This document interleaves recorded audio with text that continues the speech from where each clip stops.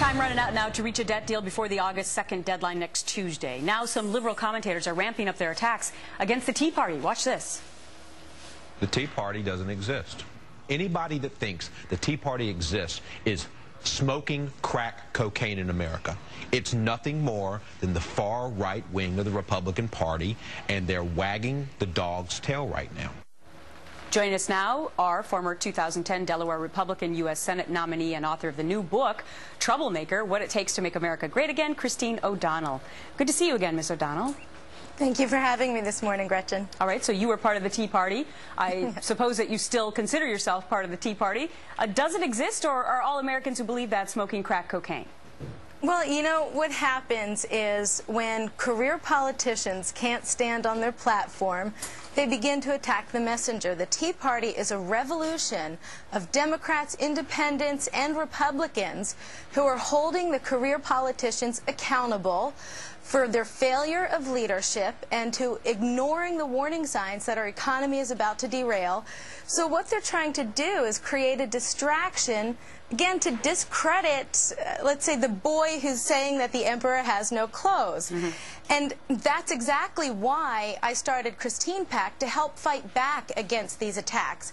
Because as they go into the 2012 elections, they don't have a record to stand on.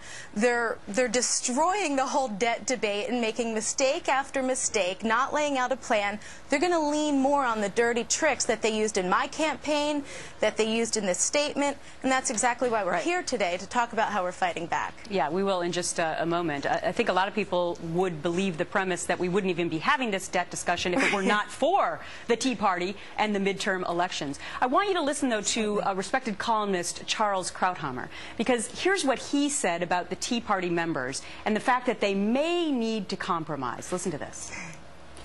I respect what they want to do. I share what they want to do.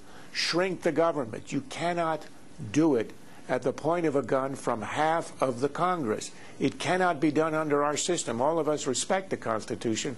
It defines the new conservatism. If you believe in it, if that's what you really want, then respect the Constitution, understand its restraints, accept them, and win the election in November. What do you think about that? Well, here's the thing. For decades, we've had a budget deficit, and career politicians have ignored it. They've let the runaway train head to derailment, doing nothing, putting on these short-term Band-Aids just so that they can survive the next election, putting the next election ahead of the next generation. So what the Tea Party movement, by chiming in, is saying, hey, the mere fact we're even at this point is a tragedy and a very serious problem.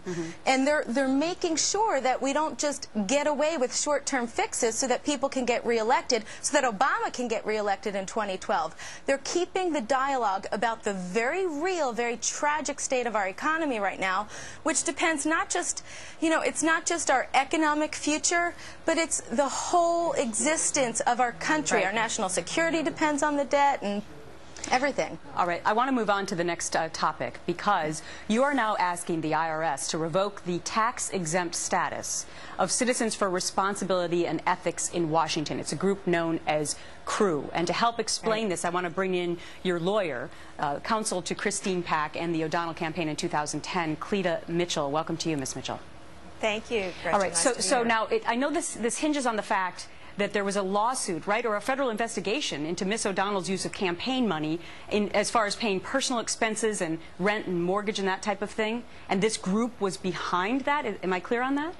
You're exactly clear on that, Gretchen. What happened was CREW and Melanie Sloan launched a broadside attack against Christine O'Donnell the morning after she won her primary. And CREW has followed this same pattern in many, many cases. Probably Christine O'Donnell's race was the most egregious, but the IRS, we are asking the IRS to revoke CREW's tax-exempt status because they're not supposed to be involved in campaigns, and they attack Republicans. They attacked Christine O'Donnell falsely.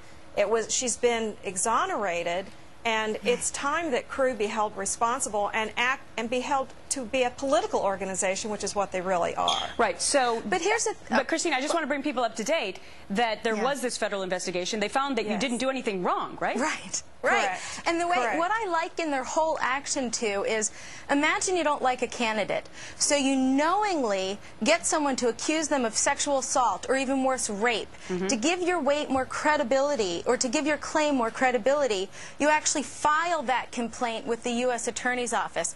Now they're obligated to investigate. That's an abuse. And meanwhile, keep in mind, you knew this was a false accusation. That's an abuse of taxpayer dollars. It's an abuse and misuse of the justice system. Right. It's using the justice system as a political weapon.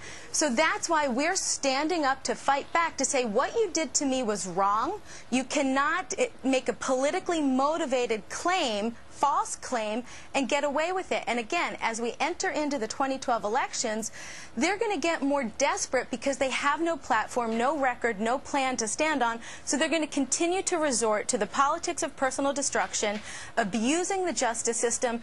And we've started ChristinePAC so that we can legally fight back and stop this. Now, someone might say, aren't you doing the same thing by filing a counter complaint and asking the IRS to revoke the status?